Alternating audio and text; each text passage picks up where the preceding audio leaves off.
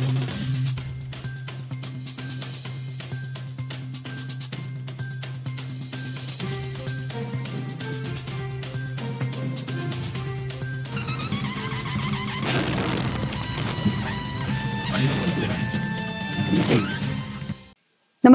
आपण पाहता Hirkani news. Hirkani news प्रत्येक क्षण ताज्या घडामोडी आणि महत्त्वाच्या प्रत्येक बातमीसाठी नेहमीच 100% रिझल्टचा करत होता दावा. अट्टल गुन्हेगाराचा कधी मोडणार कावा. गर्भलिंग निदानाचे एका पाठोपाठ 6 गुन्हे.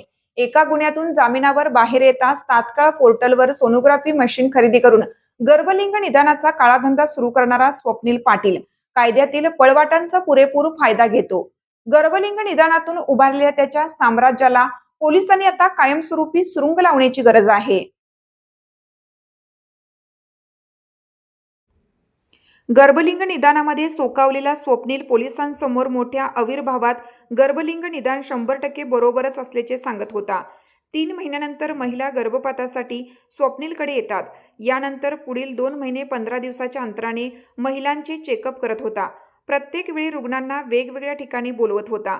स्वप्नील पाटील हा गर्भलिंगमधील सराईत असून त्याच्यावर करवीरमध्ये 3, राधानगरी 1, बुदरगड 1, कागल 1 असे गुन्हे दाखल आहेत. गुन्हा दाखल होता स्वप्नील मशीनसह पसार होतो. 2 महिने कर्नाटक निपाणी परिसरात आपले बस्तान बसवून गर्भलिंग निदान करून बक्कळ पैसे गोळा करतो. याच जोरावर वकिलांची फौज उभी करून 6 महिन्यात पुन्हा बाहेर येतो. आजपर्यंत स्वप्नीलच्या ताब्यातून 6 मशीन जप्त केली आहेत. मात्र तरीही बंगळुरू कनेक्शन वापरून तो नवीन मशीन खरेदी करतो. स्वप्नीलने गर्भलिंग निदानामध्ये SP सरकार नावाने स्वतःचे साम्राज्य उभं केलं आहे. जिल्ह्यासह कर्नाटक, सांगली परिसरात त्यांनी आपले एजंट पेरले आहेत. तसेच कारवाई झाल्यास त्यातून बाहेर पडण्यासाठी वकिलांची फौज, मशीन जप्त केल्यास मशीनही तात्काळ मिळवण्याची यंत्रणा, गर्भपातासाठी काही डॉक्टरही त्याने नेमले आहेत.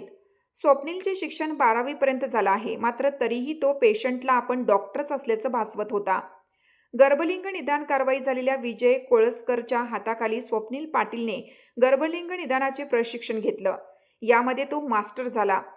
कोळसकरवर 3 गुन्हे असून स्वप्नीलवर 6 गुन्हे दाखल आहेत. कोळसकर स्वप्नील यांची कपड्याच्या दुकानातून ओळख झाली. विजय कोळसकरने गर्भलिंग निदानाचे तंत्र स्वप्नीलला शिकवलं.